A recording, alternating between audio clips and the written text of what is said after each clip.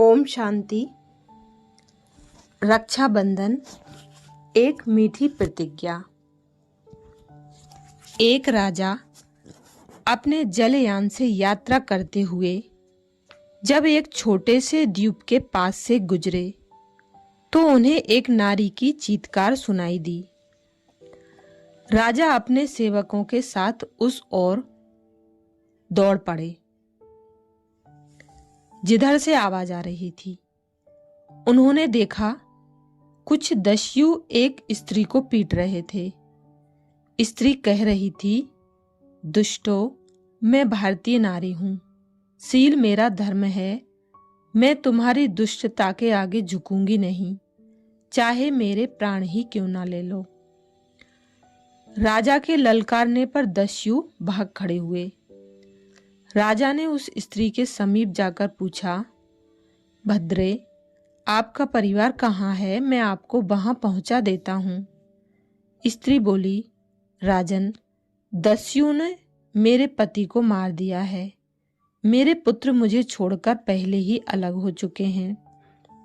अब मैं किस परिवार के साथ रहूंगी? राजा ने कहा, इसका प्रबंध हम अपने राज्य में पहुंचकर कर देंगे। इसके बाद उस स्त्री को साथ लेकर राजा अपनी राजधानी की ओर चल पड़े। राजधानी में राजा का भव्य स्वागत हुआ। उपस्थित जन समुदायों में मंत्री, सामंत, सभासद, आम जनता आदि सब थे। राजा ने उस स्त्री से कहा, भद्रे, इन आगंतुकों में से तुम जिसे अपने पति पुत्र के रूप में चुनना चाहो चुन सकती हो। तुम्हारे सुखी जीवन के लिए मैं सारी व्यवस्थाएं जुटा सकता हूं। स्त्री की आंखें छलक उठीं। उसने कहा, राजन, मेरा पति था जिसने मुझे अपनी वासना से जकड़ा, मुझे घर की चार दीवारी में बंद कर मेरा स्वास्थ्य लूटा। मुझे ऐसा भी नहीं रहने दिया कि मैं आतातियों का मुकाबला कर सकती। अशिक्षा, अज्ञान में जकड़ी रह गई मैं। पति की प्रवंचना ने मुझे दासी बनाकर छोड़ दिया, इसलिए अब मुझे पति नहीं चाहिए। और पुत्र, उसने कहा, पुत्रों को मैंने अपनी देह का सारा रस रक्त पिला दिया, स्वयं कष्ट झेले, पर उनकी सेवा, शिक्षा और पालन पोषण में कमी न आने दी। वही पुत्र जब बड़े हुए तो उनसे इतना भी नहीं बन पड़ा कि गाढ़े संकट में मेरी रक्षा करते। ऐसे कृतघ्न पुत्र लेकर भी अब मैं क्या करूंगी?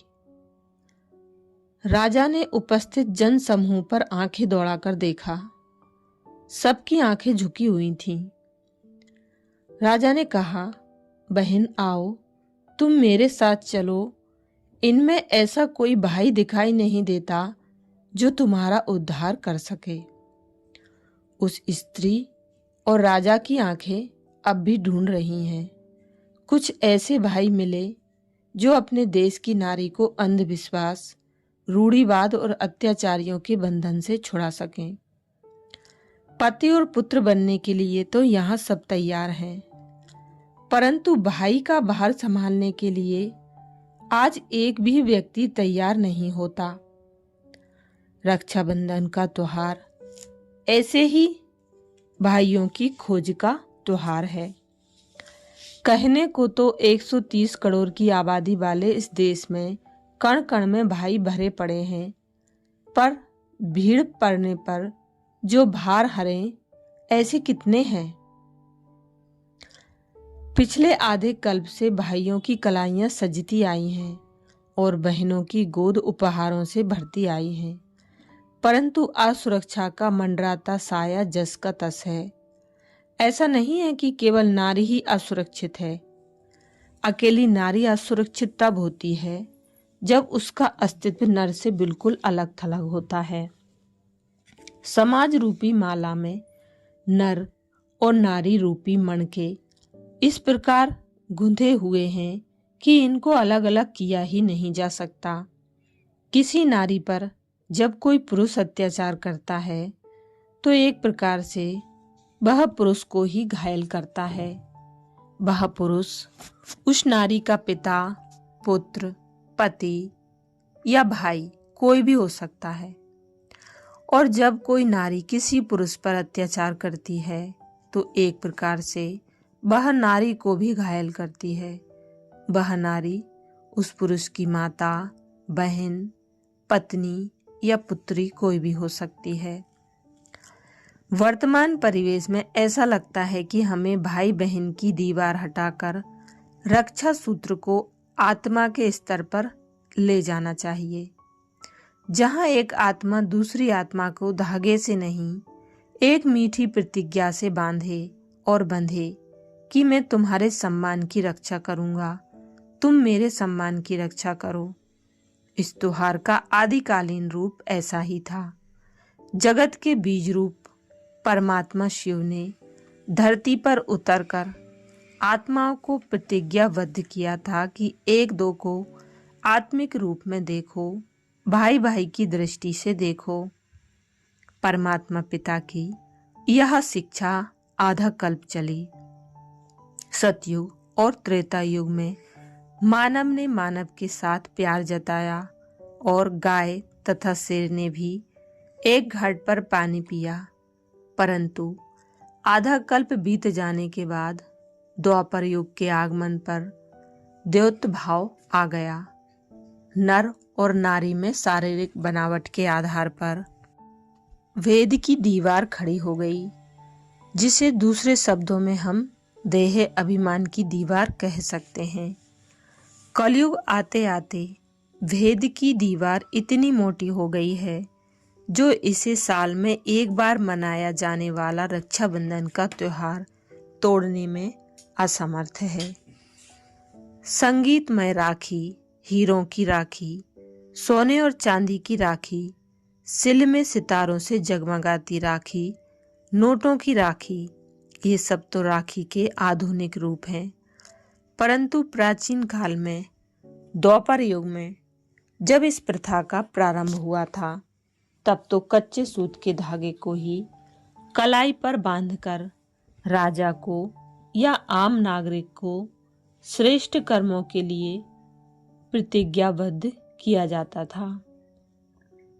भक्ति काल के प्रारंभ से मनाए जाने वाले इस त्योहार को साल में दिन तो तब भी एक ही दिया जाता था, परंतु उस एक दिन में ली गई प्रतिज्ञा वर्ष भर चलती थी। कच्चे धागे की प्रतिज्ञा में इतनी ताकत थी, परंतु आज चमकती दमकती राखी की चकाचौंध में खोया मानव इसके पीछे छिपे रहस्य को विस्मृत करने में एक दिन की भी देरी नहीं लगाता। सच तो यह है कि राखी के सच्चे रहस्य से अवगत ही नहीं हो पाता है।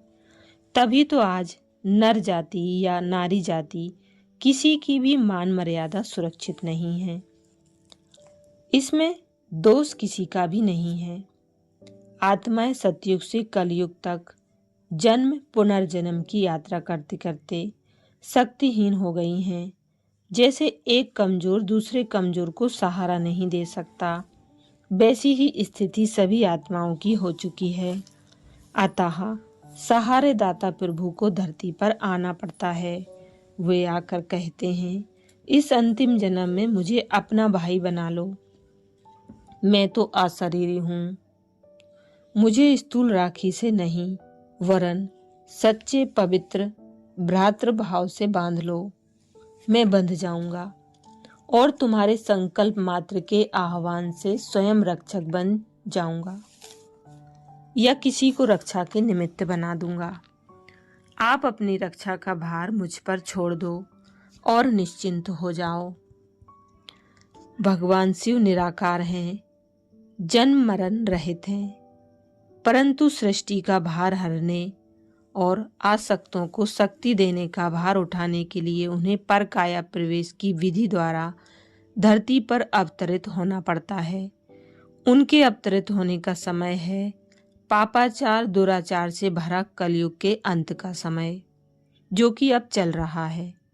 परंतु उनके अवतरित होते ही इस कलयुग के बीच एक नए युग का आगाज हो जाता है, जिसे संगम युग या संधि युग भी कहते हैं, जिसका अर्थ है जाते हुए कलयुग और आते हुए सतयुग के बीच का युग। वर्तमान समय वही युग चल रहा है। इस छोटे से युग में धरती पर अवतरित भगवान उन आत्माओं के सम्मुख जो उन्हें पहचान लेती हैं, प्रतिपल नए नए चरित्र प्रकट करते हैं। उनमें से ही उनका एक चरित्र है भाई के रूप का। वे संकल्पों, प्रकंपनों और मधुर महावाक्यों के माध्यम से आत्मा को भाई के प्यार का, बल का, साथ का, सहयोग का, सुरक्षा का अनुभव करा देते हैं। वे असुरक्षित करने वाले शत्रुओं के प्रति भी आत्मा को सावधान कर देते हैं। ये शत्रु हैं काम, क्रोध, लोभ, मोह, अहंकार और इन शत्रुओं के सूक्ष्म अंश तथा इनके बाल बच्चे, जैसे कि ईर्ष्या, नफरत, चुगली, परचिंतन, आलस्य आदि। भगवान कहते हैं, कोई भी नर या नारी किसी के भी शत्रु नहीं है। नर या नारी शरीर में मौजूद सभी आत्माएं मेरे पुत्र हैं, आपस में भाई भाई हैं। वे एक दो के शत्रु कैसे हो सकते हैं? परंतु ये दुश्मन विकार जब आत्मा में प्रवेश कर जाते हैं तो ये एक आत्मा को दूसरी आत्मा से लड़वाकर उसका शत्रु बना देते हैं, भाई को भाई के विरोध में खड़ा कर देते हैं। अतः इन पांचों विकारों को इनकी वंशावली सहित आप जीतो। इस विषय में मैं तुम्हारा सदा मददगार हूँ।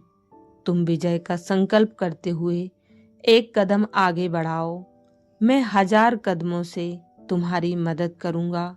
वास्तव में कलाई पर बंधा धागा इन पांचों विकारों को जीतने का ही प्रतीक है। अतः रक्षाबंधन का अर्थ है आत्मा की सर्वांगीण रक्षा। तन, मन, धन, जन, चरित्र, धर्म, मान, पद आदि के लिए परम पिता परमात्मा शिव की ओर से बांधा गया बंधन। यह मर्यादा का बंधन है, सद्गुणों का बंधन है, शुद्ध दृष्टि, वृत्ति, कृति का बंधन है। इसीलिए मस्तक पर तिलक लगाया जाता है, जो संदेश देता है कि मिट्टी की देह को न देख, मस्तक पर जगमगाती मणि को देखो। और हर एक आत्मा भाई से आत्मिक स्नेह रखो। मुख मीठा कराने के पीछे भाव है कि हर एक आत्मा भाई के प्रति सुकून देने वाले मीठे वचन बोलो। अंदर की बुराइयां पिता परमात्मा को अर्पित कर देना ही इस त्योहार की सच्ची खर्ची है। ईश्वरीय कर्तव्य के यादगार के रूप में साल में एक दिन मनाए जाने वाले रक्षाबंधन की शिक्षाओं को हम प्रतिदिन स्मृति में रखें तो वो दिन दूर नहीं जब सुरक्षा का भार उठाने वाले भाइयों से यह सृष्टि सुसज्जित हो उठेगी। सच तो यह है कि ऐसी सृष्टि में फिर सुरक्षा का कोई भार रहेगा ही नहीं। अच्छा, ओम शांति।